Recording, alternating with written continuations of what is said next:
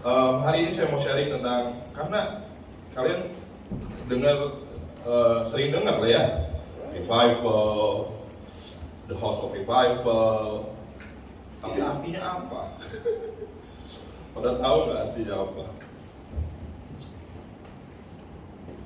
Ada yang tahu artinya revival? Apa sih revival? Apa sih kebangunan rohani itu? Kita lagi ngalamin revival apa enggak?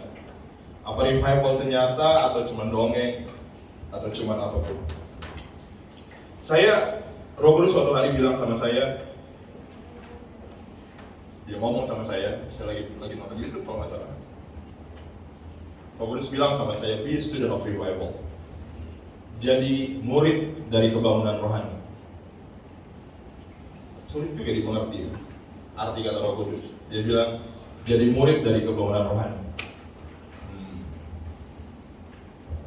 Hati saya tiba-tiba Tuhan taruh untuk belajar, untuk mengerti apa itu kebangunan rohani, kapan itu akan terjadi, bagaimana itu akan terjadi, dan hal-hal seperti itu. Bisa next slide?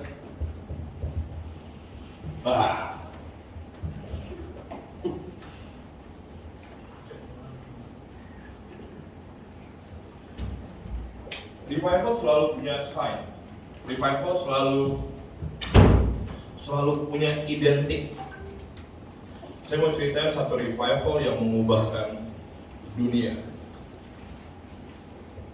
Ini revival di Azusa Street. Ada yang pernah dengar ini? Ada sekumpulan orang yang berdoa di gedung tua seperti gudang. Saat mereka berdoa, tiba-tiba Roh Kudus dicurahkan. Saat Roh Kudus dicurahkan, nggak tahu gimana. Itu banyak orang-orang, walaupun dia hanya berjalan di depan tempat kebaktian, itu menangis, bertobat, dan banyak sekali pekerjaan Tuhan yang luar biasa, mujizat, tanda-tanda yang heran terjadi di sana. Salah satu tanda heran yang masih dikenang sampai sekarang karena itu sejarah bagi Tuhan hadir di sebuah tempat. Lagi ada orang-orang yang mencari Tuhan dengan haus dan lapar. Tiba-tiba Tuhan hadir. Sejarah mencatat, ini gak main, ini sejarah. Ada satu orang yang tangannya buntung, benar-benar buntung, didoakan tiba-tiba tumbuh tangannya. Hanya dalam beberapa menit, dan itu sangat powerful.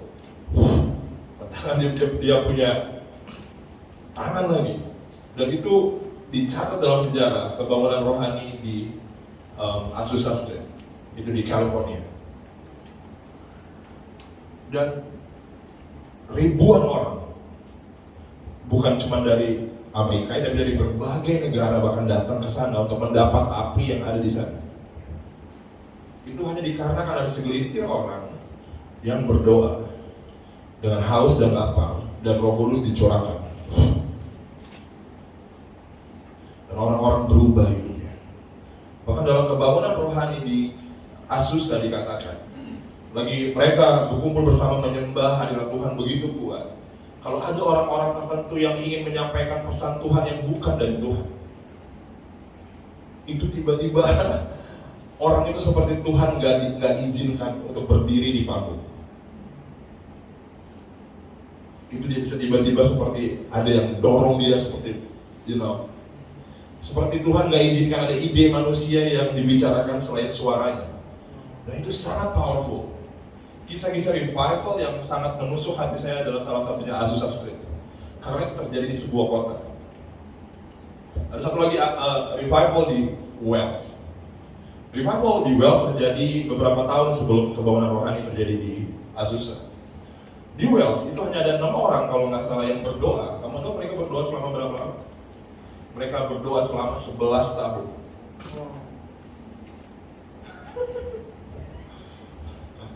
Mereka berdoa selama 11 tahun untuk kebangunan rohani. Tiba-tiba ada satu buku yang menuliskan tentang kebangunan rohani di Wales. Dibilang buku itu menulis seperti ini: Tuhan melangkah turun dari surga. Dan memang benar-benar pada hari itu, pada momen itu, seperti Tuhan melangkah turun dari surga ke bumi. Tiba-tiba orang di jalan itu seperti tertaplak dosanya. Mereka bisa berhenti ke pinggir jalan, menangis, dan buru-buru cari gereja. Orang-orang di pinggir jalan tiba-tiba seperti dijamah Tuhan, menangis, dan orang-orang mereka merasa butuh diselamatkan. Ada kebutuhan akan itu, berbondong-bondong orang mulai lari ke gereja. Penggerak kebangunan rohani adalah Evan Roberts. Dan hal-hal itu pernah terjadi. Dan di Indonesia juga pernah terjadi di Sowe. Di Sowe adalah Indonesia bagian timur pada tahun 1960-an terjadi revival, di mana ada anak-anak muda yang berdoa. Mereka cuma orang-orang yang haus, dan mereka berkumpul berdoa, tiba-tiba Roh Kudus datang seperti api.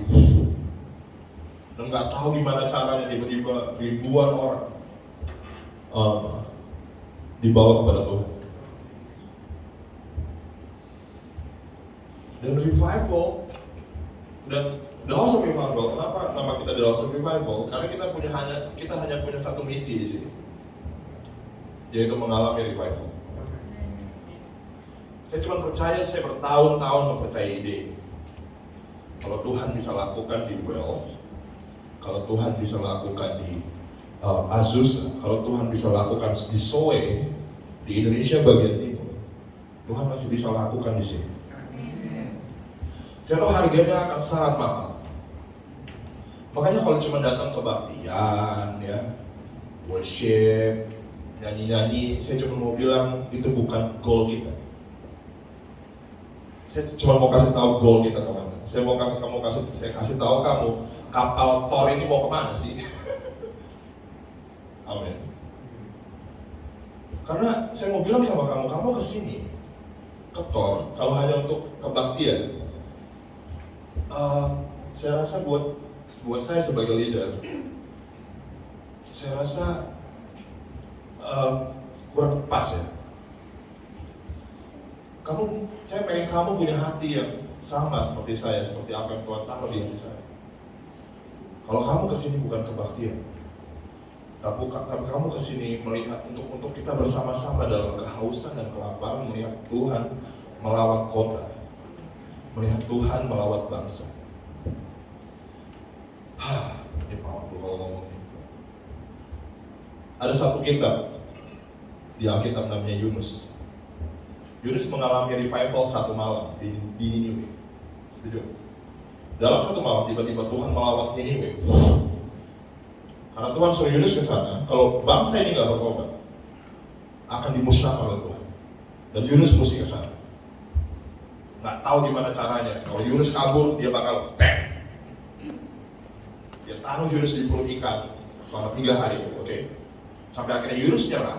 Sampai dia bilang, dia jawab apa tadi lagu tadi? Dia bilang, ku jawab, dia nyanyi di dalam perut ikan paus. Ku jawab, ya karena lari dari Tuhan melelahkan. Sekali lagi ya, saya bilang, lari dari Tuhan melelahkan. Yunus alami itu. Tapi akhirnya Yunus bilang, oh aku jawab ya. Dan akhirnya dia pergi ke Niniwe. Dan saat dia ke Niniwe memberitakan firman Tuhan dalam satu momen, bukan 1 tahun, dalam 1 momen tiba-tiba semua orang bertobat, semua orang berkabung karena dosa-dosa mereka. Berpuasa, berkabung, Tuhan melawat Niniwe dalam 1 tepukan tangan. Saya juga percaya sampai hari ini, kalau Tuhan bisa lakukan di Niniwe, Tuhan bisa lakukan di sini. Saya nggak tahu gimana caranya, I don't know how, tapi saya tahu dia bisa. Dia sanggup. Kalau Tuhan bisa lakukan di Niniwe, dia bisa lakukan di Lampung. Amin. Kayaknya kamu kurang percaya.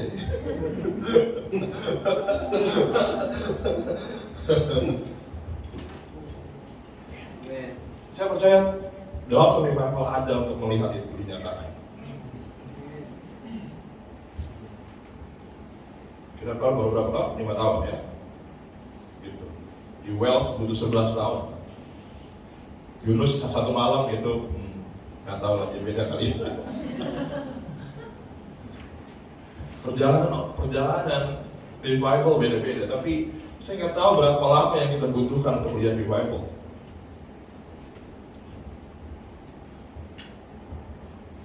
Amin. Tapi yang Tuhan cari ada orang-orang yang rela bilang gini, Tuhan, I will do everything. I will do whatever it takes to see that happen. Aku akan rela melakukan semuanya untuk lihat itu terjadi. Saya sedang lagi bagi hati revivalis ya, saya lagi bawa hati ini ke kamu. Kamu mesti mengerti ini. Karena saya percaya orang Kristen bukan cuma terima Yesus masuk surga. Kalau memang tujuan Tuhan cuma buat kamu ke surga, habis kamu dibaptis, dia buat kamu mati aja. Tujuan Tuhan buat kamu mengenal dia bukan cuma pergi ke surga, tapi saya mau bilang untuk membawa surga turun ke bumi. Alkitab bilang jadilah apa? Kehendakku di bumi seperti di surga. Dan itu adalah panggilan kita, membawa surga, membawa realitas surga itu hadir ke dunia ini. Karena dunia ini begitu hancur, apalagi zaman sekarang, oke? Dunia, dan kita nggak dipanggil untuk jadi escaper, kita nyumput ya. Wah ya, dunia kacau, udah biarin aja, kita mah santuy, kita mah udah terima Yesus, sudah aman. Tapi Tuhan jaga kita aman, dunia biarin aja hancur, kita nyumput aja. Terus kita do nothing. Saya rasa bukan itu. Tapi Tuhan panggil kita untuk melihat dunia yang hancur ini dan berdiri bersama Dia. Amin. Berdiri bersama Dia. Kita bukan jadi pengecut yang bersembunyi, tapi kita berdiri. Karena kita bilang begini, kamu adalah you are holy nation, you are kings and priests, the chosen nation. Kamu adalah bangsa yang kudus. Kamu adalah raja-raja dan para imam. Kamu adalah bangsa yang kupilih. Kamu adalah bangsa yang kupisahkan. Kalau kamu tahu siapa kamu, kalau kamu tahu kamu raja, kamu punya authority, kamu punya otoritas. Amin. Kita nggak perlu merengek. Sekali lagi, ini kemarin saya sharing di Palembang. Karena banyak anak Tuhan nggak ngerti siapa mereka. Kalau kamu ngerti kamu raja, Alkitab bilang kamu raja-raja, you are kings. Kamu raja, kamu punya authority. Apa authority-nya? Yesus bilang apa yang kamu lepaskan di bumi terlepas di surga. Seringkali kita datang merengek. Menurut saya punya mentalitas minta-minta. Tuhan tolong ini dong, Tuhan tolong ini dong, ini situasinya begini amat ya Tuhan, tolong dong. Salah nggak? Enggak juga. Tapi kayaknya kurang tepat. Waktu Yesus di buritan kapal, lagi ada badai, lagi di kapal, murid-murid ketakutan, langsung merengek-rengek ke Yesus. Yesus, bangun dong, tolong dong. Yesus bangun apa ya? Dia bilang langsung, santai, tenang jawab. Yesus nggak gitu. Yesus bangun, dia bilang, ganggu gue aja lu. Enggak gitu, itu gua. Yesus nggak gitu. Yesus bangun, dia bilang, hey, kalian orang yang kurang percaya. Yesus marah. Lalu Yesus berdiri, dia bilang, badai, tenang. Yesus berdiri dalam identitasnya, dia berdiri dalam otoritas yang dia punya. Dia bilang, badai, tenanglah. Seringkali kita nggak kayak Yesus, kita kayak murid-murid. Melihat situasi kacau di hidup kamu aja, merengek, Tuhan tolong dong, Tuhan tolong dong. Mentalnya minta-minta. Tapi Tuhan mau kamu berdiri dalam otoritas karena kamu sadar kamu adalah raja. Kamu anak raja, bahkan dibilang kamu raja-raja. Artinya apa? Kalau Yesus adalah raja di atas segala raja, raja-rajanya siapa? Kamu. Kamu punya otoriti yang sama, kamu bisa berdiri dengan cara yang sama, kamu bisa bilang, dalam situasi ini aku katakan di dalam nama Yesus. Kamu memiliki kuasa untuk merubah keadaan, untuk memutarbalikkan keadaan. Karena kita nggak sadar siapa kita nggak pakai kuasa yang di dalam kita. Kita nggak ngerti apa yang kita punya, kita nggak ngerti kita punya authority, punya otoritas. Amin. Dan kita mesti belajar. Mungkin belajar dalam skala yang kecil, dalam skala keluarga berantakan, merengek, ngeluh. No, kamu harus berdiri. Kamu Kamu harus berdiri dalam identitas kamu dan berkata, di dalam nama Yesus, Tuhan akan pulihkan keluargaku. Karena apa yang kamu lepaskan di bumi terlepas di. Kalau kamu lalu terus keluarga aku ini, udahlah, papa aku mengoyong, udahlah, adik aku mau dadak, itu aja yang dilepasin, nggak berubah. Tapi Tuhan mau kamu berdiri, menyadari siapa kamu, berdiri dengan otoritas yang kamu punya. Aku katakan di dalam nama Yesus, keluarga aku akan berubah. Papaku yang pemarah Tuhan akan lembutkan. Adikku yang memberontak akan Tuhan ubah hatinya menjadi anak yang sayang kepada orang tua. Kamu mulai declare. Karena apa yang kamu lepaskan di bumi terlepas di surga. Amin. Itu skala yang sangat kecil. Amin. Dan kita harus berdiri dalam otoritas yang kita punya sebagai anak-anak Tuhan. Seringkali kita menunggu surga melakukan sesuatu. Bisa sering ngomongin ini ya, kamu sampai apal kali. Kamu bisa simpen di note. Seringkali kita menunggu surga melakukan sesuatu. Kapan ya Tuhan? Tanpa menyadari kalau surga hanya melakukan apa yang kamu lepaskan. Sekali lagi ya, seringkali kita menunggu surga untuk melakukan sesuatu tanpa kita sadar kalau surga hanya melakukan apa yang kita lepaskan. Ayo kita berdiri dalam authority dan mulai declare. Ada satu hamba Tuhan di Indonesia yang dia declare, saya rasa dia declare dalam authority. Dia bilang, COVID tenanglah. Dan dia dihujat oleh banyak orang. Saya merasa sedih dengan itu. Hei, lagi kamu declare, mungkin saat itu nggak langsung berubah. Amin. Tapi apa? Alkitab berdoa. Berdoa itu apa? Ketuk terus. Alkitab bilang apa? Ketuklah maka pintu akan dibukakan kepadamu. Dalam bahasa Inggris itu dibilang keep on knocking. Bukan cuma ketuk sekali. Declare sekali nggak berubah, keep declaring. Terus berdiri dalam authority. In Jesus name. I declare Lord. Kalau baru declare sekali, kok nggak terjadi sesuatu? Ya Allah, bilang Tuhan mana? Nah gitu cara main. Tapi Tuhan mau kamu berdiri, terus keep declare. Hidup dan mati dikuasai oleh lidah. Barang siapa akan mengembangkannya akan makan buah. Nah, kita tahu.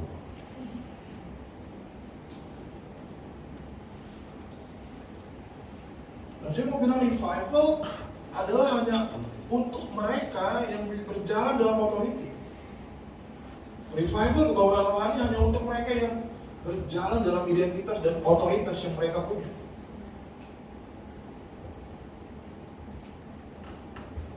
Amin. Lagi lihat COVID, takut, bersembunyi. Kita mau berdiri, kita mau declare in Jesus name. Bandar Lampung bebas dari COVID. Di dalam nama Yesus, Bandar Lampung berbeda. Mungkin kota lain diserbu dengan COVID, tapi aku berdiri sebagai wakil Allah di bumi. Apa yang aku lepaskan terlepas di surga. Aku lepaskan dalam nama Yesus, kotaku bebas dari COVID. Aku berkatakan COVID menurun di kotaku. Aku berkatakan kepada orang-orang yang memiliki COVID, Tuhan jamah hidupnya. Hey, that's how we fight our battle. Kalau kamu punya suami direbut orang, jangan suamiku ada otak. Kalau kamu suami direbut orang, kamu berdiri, kamu bilang dalam nama Yesus. Kau berkatakan dengan otoritas dan kuasa Allah, suamiku pulang. Kau lepaskan dalam nama Yesus. Amin. Bukan complaining, bukan merengek Tuhan. Kalau kata orang Palembang, saya dari Palembang kemarin habis makan ini, apa? Habis makan lomi. Lomi Palembang enak banget. Doanya, cak mana Tuhan? Mano.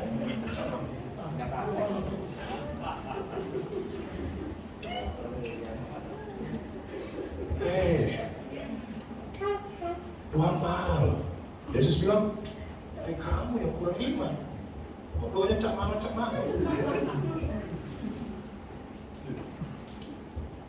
Berdiri bilang Tuhan dalam nama Yesus. Perkatakan, amin. Amin.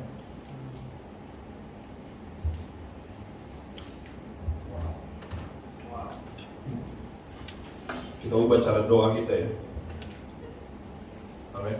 Kita mau belajar karena revival adalah hal yang besar. Mengubahkan kota adalah hal yang besar. Dan kita sebagai anak-anak Tuhan di sini kita harus belajar untuk apa?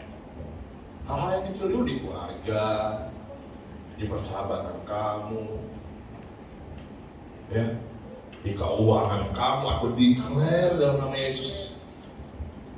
Karena Alkitab bilang orang benar nggak akan ditinggalkan untuk meminta-minta. Loh, itu yang Alkitab bilang, kamu declare. Tuhan, aku katakan sesuai firman. Tuhan gak akan pernah membiarkan aku sampai minta-minta.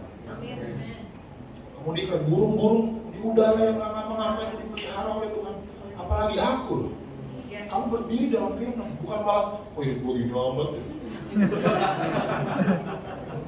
Sesuai amat ya. Mulai nyalahin bapak gue gak gini sih. Emak gue gak gini sih, cuman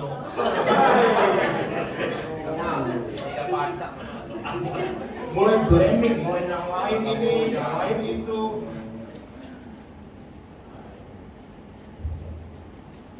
Coba bilang kali ini.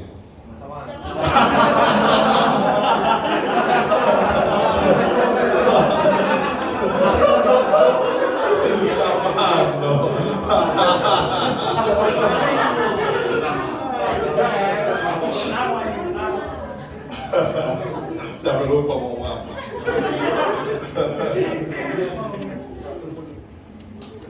Amin. Saya waktu saya dikit sekali.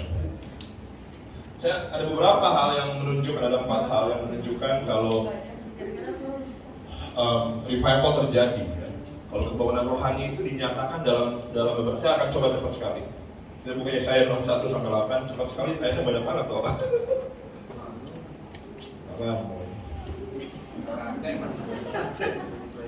Semakan cukup oleh yang berubah.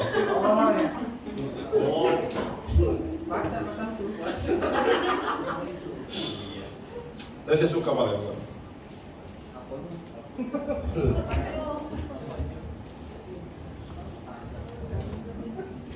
Orang Palembang baik-baik kan? Kita datang dari pagi sampai malam makan terus. Ditraktir makan.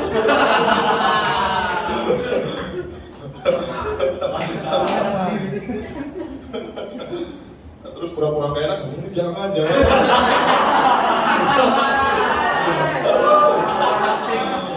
Pura-pura gak enak, ini jangan ragu.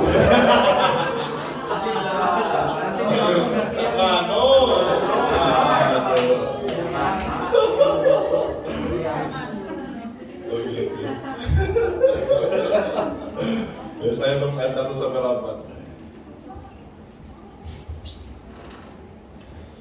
Oke. Nah, ini ada di sini gede nih. Tapi saya bilang sama Jiren, kalau baca Alkitab jangan ditongol-tongolin lah. Biar baca Alkitabnya sendiri.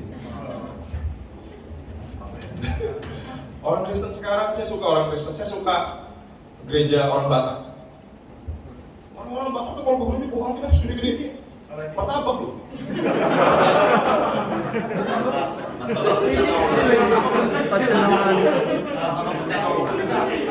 Saya merasa kalau orang-orang Batak, mereka bangga dengan Alkitab yang mereka bawa. Tegak mereka berjalan.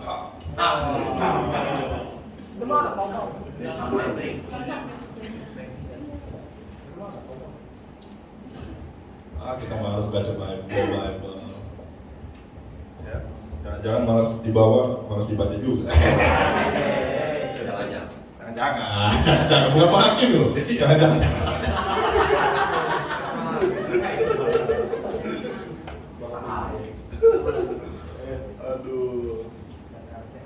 baca Alkitab asli itu ada bunyinya. Ada baunya juga.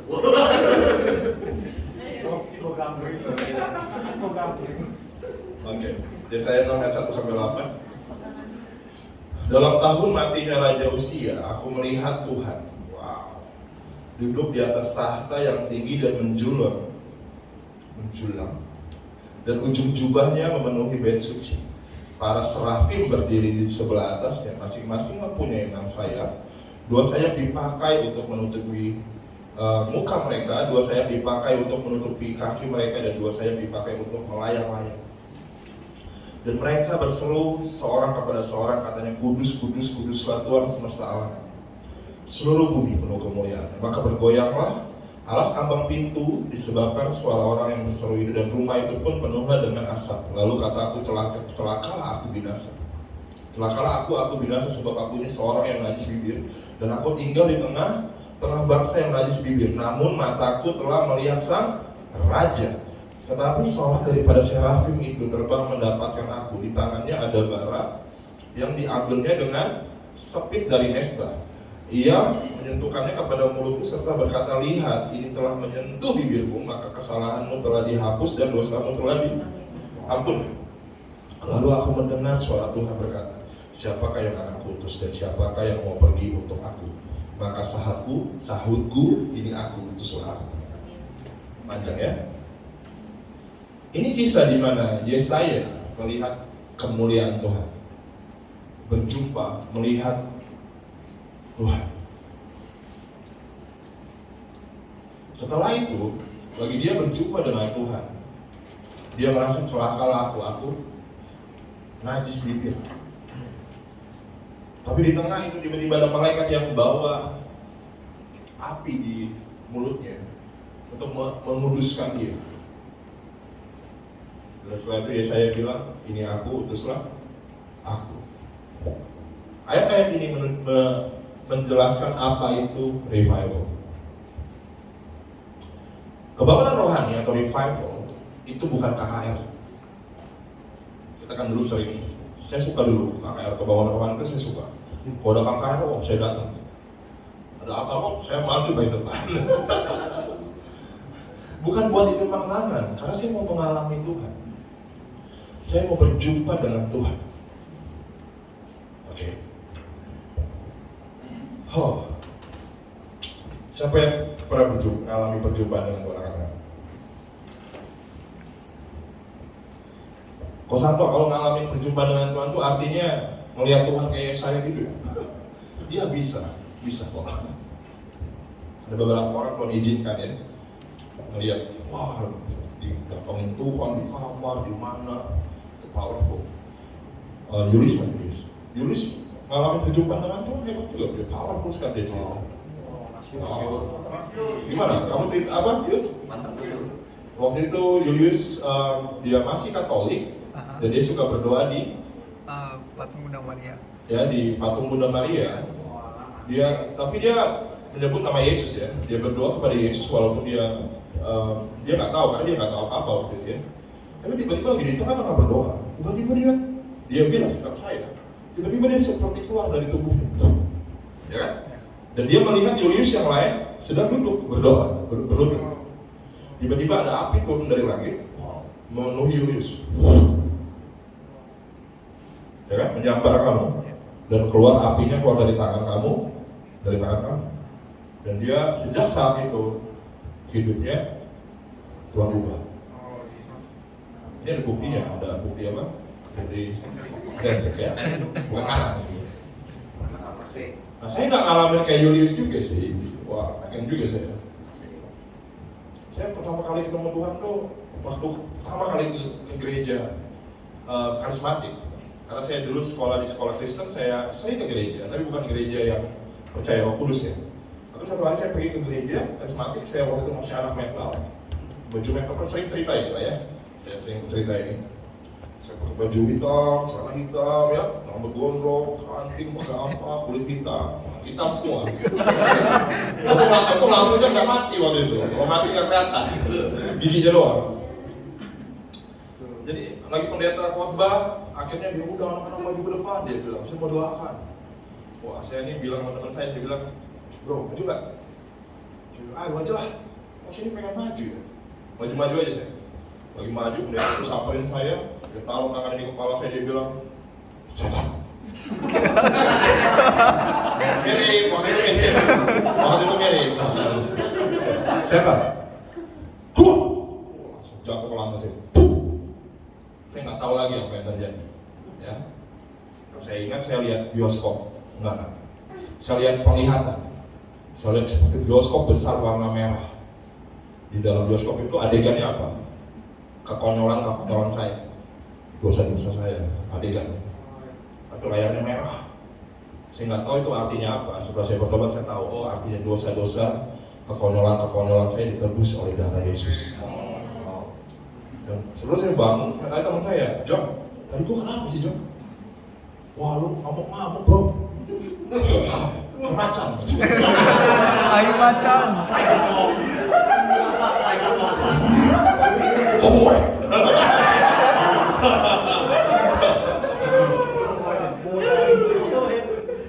Saya dilepaskan dari kuasa kegelapan karena saya dulu sangat apa ya? Saya dikuasai roh jahat sekali dulu. Nah jadi itu pertama kali saya berjumpa dengan Tuhan. Momen pertama kali saya, Tuhan tuh ada ya. Tuhan tuh nyata ya. Kok bisa ya? Saya ngalamin hal-hal kayak gitu. Itu saya berjumpa dengan Tuhan dengan cara yang seperti itu. Yulis beda juga kan. Tiap orang beda-beda ya.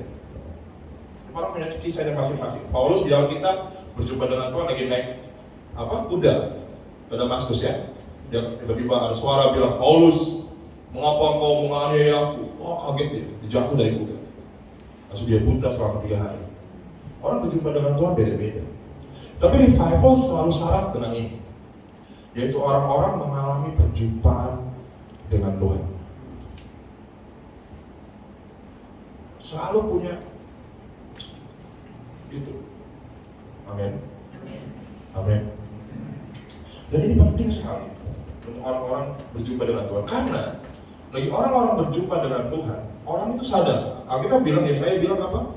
Celakalah aku binasa. Saya kayaknya nggak ngomong sampai sesi saya nanti lah. Panjangnya. Tahu diri aja.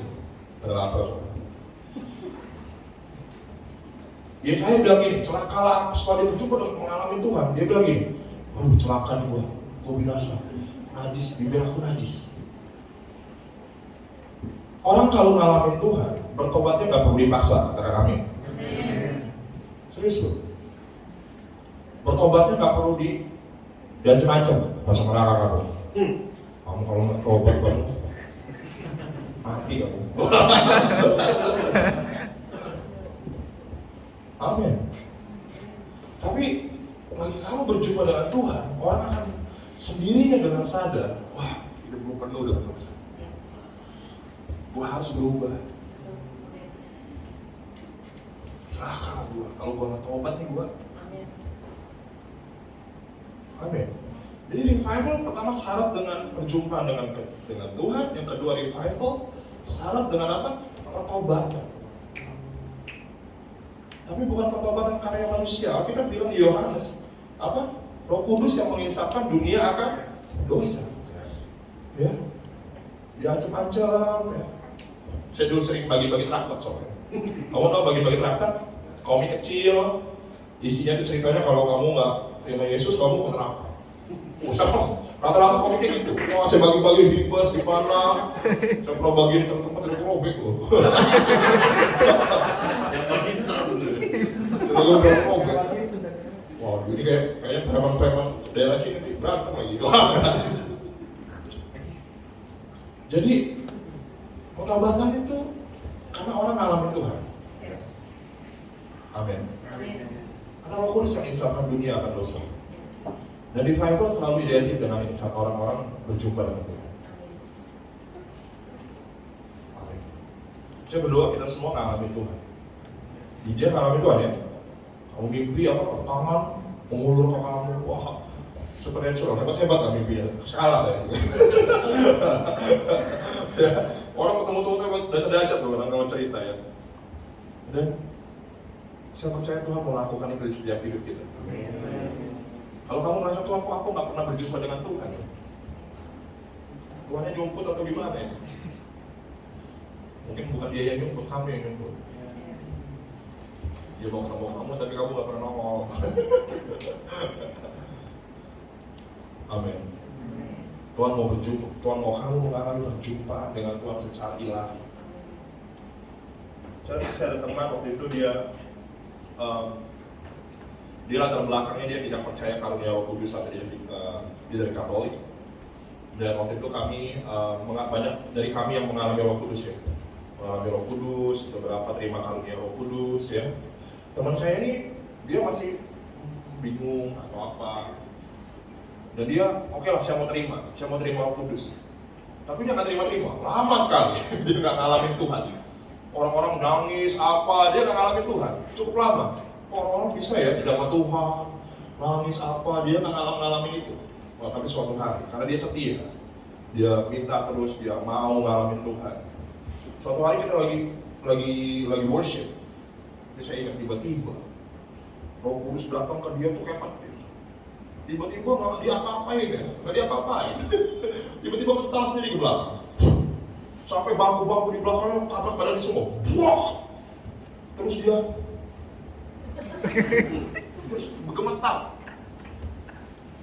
Nggak berhenti kebaktian selesai dia masih. Apa teman gue? Salah makan apa ini? Anjing.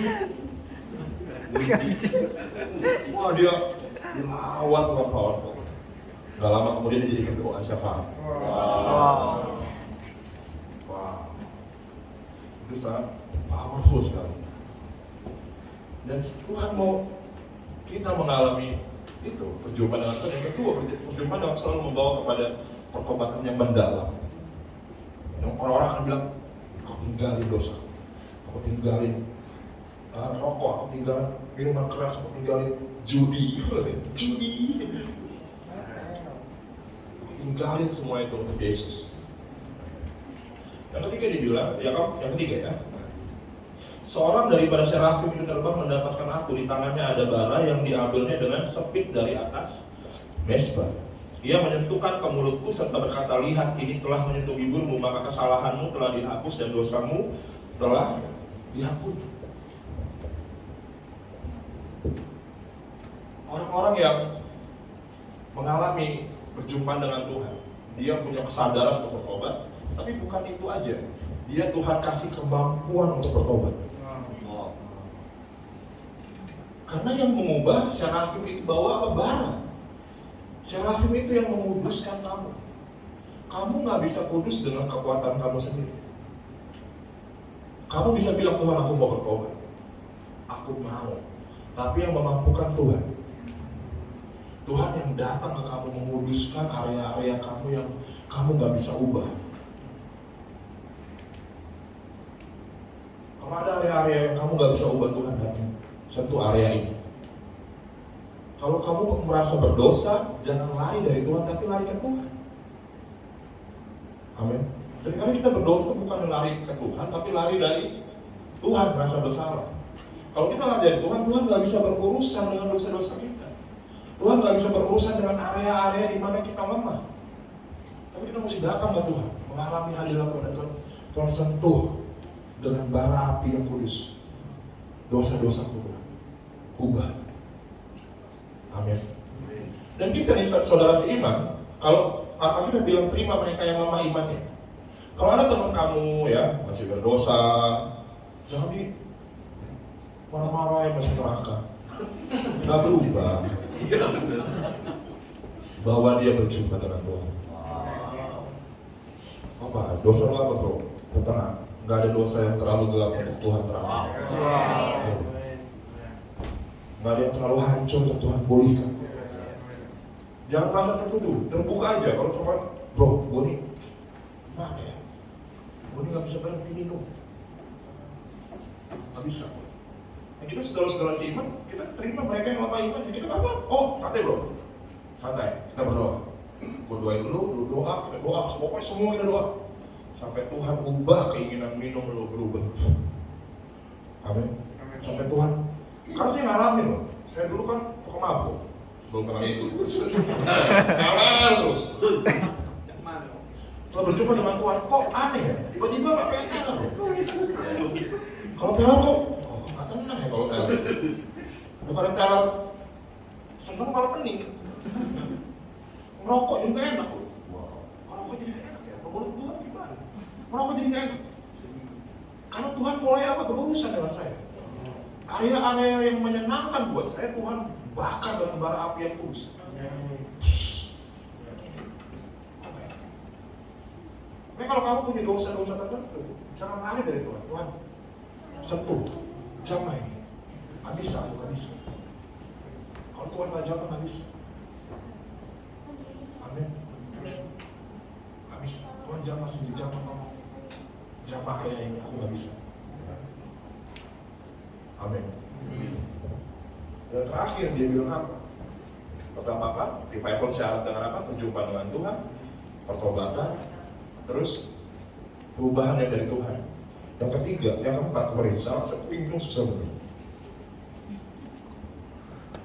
Kalau aku mendengar suara Tuhan berkata, siapakah yang akan kuutus? Siapakah yang mau pergi untuk aku? Maka sahabatku, ini aku, utuslah aku. Revival syarat dengan hal keempat, yaitu orang-orang mau pergi. Ya, aku mau orang-orang mengalami apa yang aku alami. Ini nggak ada hubungannya dengan kristenisasi, ini nggak ada hubungannya dengan menjadikan orang lain Kristen. Kalau kamu mengalami Tuhan, kamu diubah. Kamu diubah oleh hadiran Tuhan. Dosa-dosa kamu ubah. Kelemahan kamu, masa lalu kamu semua. Nah, kamu bilang Tuhan, aku mau orang-orang yang aku kenal mengalami apa yang aku alami. Itu revival. Yang revival itu bukan KKR, nggak ada hubungannya. Oh KKR, bangun, ayo, kata kok, nangis, wes, top. Tapi revival syarat dengan 4 hal ini, perjumpaan dengan Tuhan. Yang kedua apa? Pertobatan. Yang ketiga perubahan oleh Tuhan. Yang keempat apa? Mau pergi. Kalau kamu punya teman, kamu ketemu di kantor, kok teman saya ini menyendiri terus ya? Jangan geblok, nggak jangan. Jangan diomongin sama temen yang lain. Dia nggak sombong ya. Sok, jangan gitu. Kalau kita punya temen yang kayak gitu, kenapa ya? Jangan aku berdoain gitu. Tuhan aku berdoa, Tuhan dalam nama Yesus. Jamah dia Tuhan. Pakai aku sebagai alat Tuhan untuk jamah hidupnya. Mulai dekati, ngobrol. Hey bro, harus jadi macam sama bro. Canda.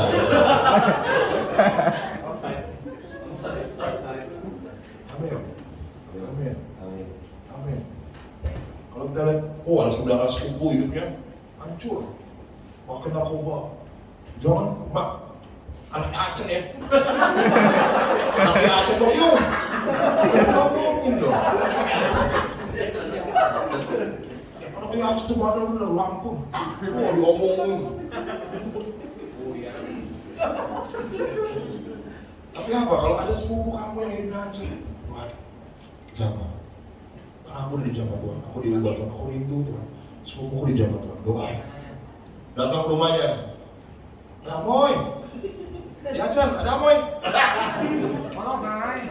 Makan apa Moy? Palembang gitu. Makan lomi. Makan lomi tasa. Ajak dia ngobrol. Doain. Moy nangis Moy. Berapa dia pakai terus mau ngomongin kasihan yang kamu Moy. Kasihan ya Chan. Moy dulu gue juga ngaco Moy, Tuhan ubah. Gue percaya Moy, kalau Tuhan bisa ubah gue, Tuhan bisa ubah lu. Boleh nggak Moy gue doain Moy? Doain. Amin. Saya tutup dengan kesaksian, nggak apa-apa ya, 2 menit lagi. Oh haleluya. Saya sering ceritain kesaksian ini karena ini powerful. Jadi saya suka makan bakmi. Saya nggak mau kasih tahu lah tempat di mana. Awang-awang. Ya, orang ini memang sekarang imannya juga nggak bertumbuh-tumbuh amat, tapi ya, pada momen itu Tuhan menyelamatkan dia. Jadi ceritanya waktu itu saya lagi sama Muda, sama Radit ya Olawan ya, pengen buat acara lah gitu. Saya waktu itu bantu, ya nama siapa lah gitu, bantu angkat-angkat barang. Lagi angkat-angkat barang kan, makan habis angkat barang lapar, mau kan mie. Masuklah ke tempat mie yang saya kenal yang jualan teman lama saya. Teman lama. Weko, saya bilang, gimana kabar? Ya gini lah toh, gini. Cerita, dia curhat. Duduk makan mie aja belum, dia curhat. Ini beneran, saya belum duduk makan. Nggak tahu, orang kalau lihat muka saya bawaannya pengen curhat kayaknya. Jadi lagi saya, gimana kok kabar? Oh cerita dia. Kok kemarin, anakku mati. Meninggal di Satana. Wah sedih gue. Gara-gara anakku meninggal toh, hati gue kosong dah. Akhirnya gue nyabu lagi tuh, gue pakai sabu lagi sama teman-teman. Tiap hari gue nyabu, sehari gue bisa habis 7 juta toh. Sehari nyabu 7 juta, berapa amat tuh? Itu gong ya. Yaudah makan dulu ya kok.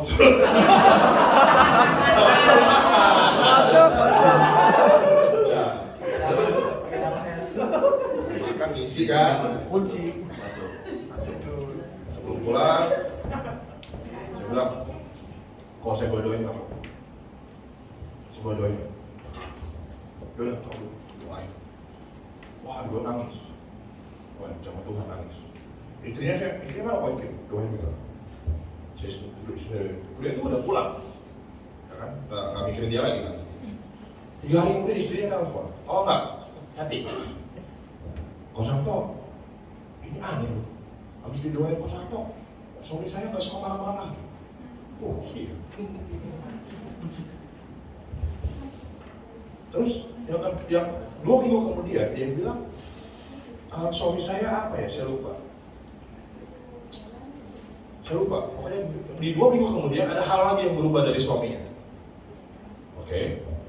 Setelah sebulan saya penasaran kan, orangnya berubah-ubah terus habis didoain ya. Saya datang lah. Kalau datang ke tempat Koko itu lagi, saya bilang, gimana kok kabar kok? Dia bilang gini, Santo, habis berdoain kok, gua tiba-tiba nggak mau pakai lagi toh. Keinginan gua pakai sabu hilang. Lu tahu nggak tuh ceritanya kok? Apa? Di minggu ketiga setelah lu doain gua, tempat biasa gua pakai tiap hari gua pakai dikertok, ditangkap teman-teman gua. Dia bilang, waduh, gua puji Tuhan tau nggak di situ, kalau gua di situ masih pakai, gua ditangkap juga, hancur usaha gua ini toh. Dia bilang, puji Tuhan Tuhan selamatin gua. Gua sekarang udah nggak makan lagi toh, udah sebulan. So istrinya juga bilang dia udah nggak marah-marah lagi. Akhirnya oke, kita doain ya, biar Tuhan kasih anak yang baru. Doain istrinya. Dalam nama Yesus berkati Tuhan. Pengalaman punya anak lagi. Haleluya. Saya mau buat kami yang pernah suka teler, bisa berhenti pakai sebulan. Itu kalau bukan Tuhan, nggak ada yang bisa. Biasa mabok tiap hari, bisa berhenti mabok sebulan, sekali mabok 7 juta lagi. Kekosongan hatinya diisi oleh karena kehilangan anaknya, diisi dengan hadirat Tuhan. Karena kosong, bukan sabunya masalah. Saya kira orang bandel, orang tukang minum, tukang ini kita hakimi ya. Wah, minum nih, apa tukang judi apa? Kadang-kadang bukan itunya masalahnya, ada akarnya, bukan ada kekosongan di hati atau apa. Itu yang perlu Tuhan sentuh. Kalau Tuhan udah sentuh dan ngalamin Tuhan, berubah. Amin. Itu revival. Dia bilang sudah sebulan, dia bilang, toh sekarang gue udah konser lagi toh, gue ikut konser lagi tiap minggu. Wah, tepuk tangan buat Tuhan.